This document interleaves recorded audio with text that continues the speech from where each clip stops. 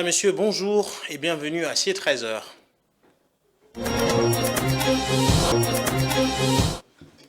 Ouverture de la 58e session du Conseil de droits de l'homme ce lundi à Genève en Suisse. Lors de cette session, le président du Conseil de droits de l'homme, Jörg Lauber, a exprimé son regret face aux graves violations de droits humains en soulignant la situation dramatique dans l'Est de la République démocratique du Congo. Il a appelé le Conseil à passer des mots aux actions, s'interrogeant sur l'efficacité des mesures actuelles. De son côté, Antonio Guterres, secrétaire général de l'ONU, a dénoncé les violations commises par le M23 soutenu par le Rwanda, insistant sur l'urgence de faire taire les armes et de respecter la souveraineté de la République démocratique du Congo.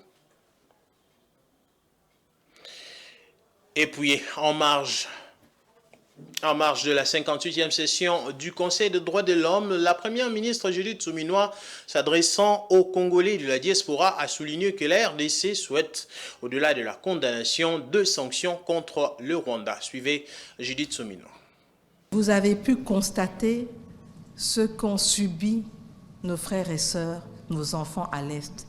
Jusqu'à hier encore, vous avez pu voir des images où des jeunes gens ont été assassinés simplement parce qu'ils ont pu se réunir pour aller prendre un verre, prendre de l'alcool.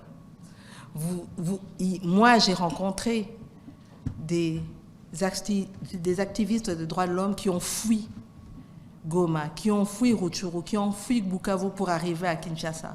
Ils ont laissé, pour certains, leurs femmes, leurs époux, leurs enfants là-bas, dans une situation très compliquée. Mais quand ils vous racontent ce qu'ils ont eu à subir, ce que subit la population, ce n'est pas acceptable. Au nom de quoi on doit accepter qu'un voisin qui prétend se protéger contre les FDLR, protéger les Tutsis en disant que cette minorité est persécutée chez nous, au nom de quoi on doit l'accepter avec tous les morts que nous avons? Rien que cette situation d'agression sur Goma, sans parler de toutes les autres localités, nous sommes à plus de 3000 morts. D'ailleurs, le ministre Mouyaya, dans son dernier briefing, a indiqué 8000. C'est un chiffre qui nous est donné par le système de santé, parce que vous savez, en RDC, s'il y a un système de santé, même s'il est encore perfectible, mais c'est un système de santé qui se retrouve, les centres de santé sont dans toute la République et nous arrivons à collecter beaucoup d'informations à travers ce système-là. Aujourd'hui, on parle même de 8000 morts. Donc, vous voyez quel est l'impact négatif pour la population. Et donc, nous ne pouvons pas l'accepter. Ceux qui ont connu 96, 97, 98 et qui ont vu les Rwandais arriver jusqu'à Kinshasa savent de quoi on parle.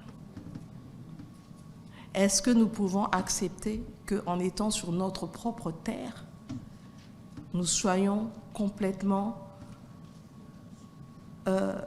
mis sous le joug d'autres personnes? Ils sont arrivés à Goma, qu'est-ce qu'ils ont fait? Ils prennent les voitures, ils prennent les biens, ils démontent les quelques usines que des Congolais ont mis en place pour les ramener de l'autre côté. Ça ne veut pas dire que tous les Rwandais sont à mettre dans le sac.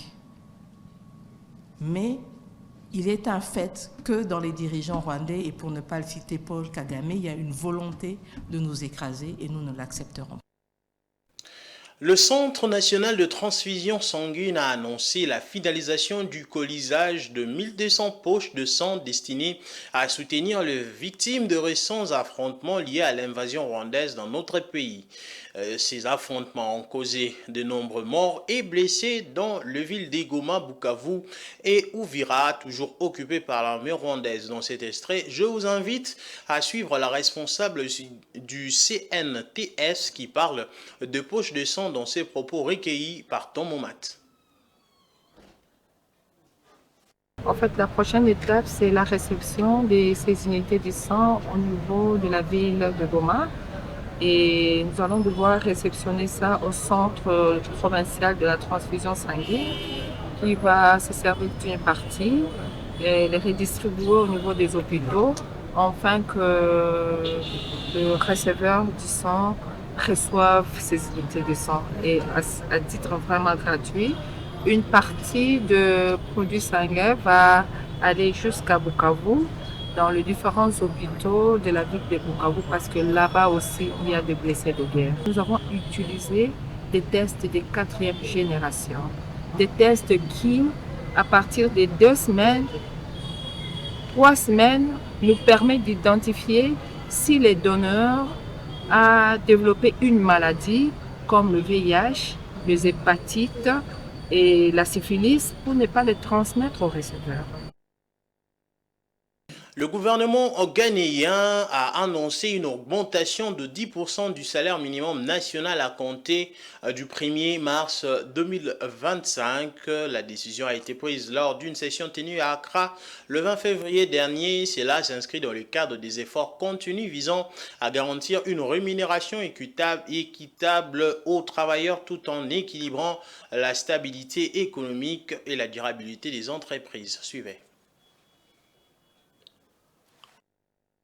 Face à la menace de grève des syndicats réclamant une révalorisation salariale, le gouvernement ghanéen a annoncé une augmentation de 10% du salaire minimum de base qui passera à 19,97 Ghana Cedi à partir du 1er mars 2025. Cette décision a été prise lors d'une réunion qui s'est tenue à Accra le 20 février 2025 impliquant les syndicats, le ministère du Travail, de l'Emploi et de l'Alimentation, le ministère des Finances ainsi que la Commission des salaires et traitements équitable. Le salaire minimum précédent était de 18,15 Ghana Cedi après une augmentation par rapport aux 14,88 Ghana Cedi appliqués durant l'exercice 2023. Les négociations entre le gouvernement précédent et les syndicats n'avaient pas abouti concernant le salaire minimum pour 2025, ce qui a conduit à des tensions croissantes. Cette hausse calculée sur une base de 30 jours équivaut à 599,10 Ghana Cedi par mois pour les travailleurs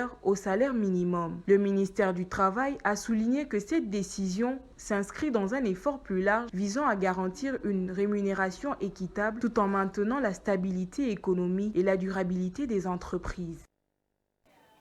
C'est 13h est terminé, mesdames, messieurs. Merci à vous de nous avoir suivis. N'oubliez pas, après ces bulletins d'information, vous aurez Géociné à 14h, puis la grande édition à 19h30 qui vous sera présentée par Damani Mujinga.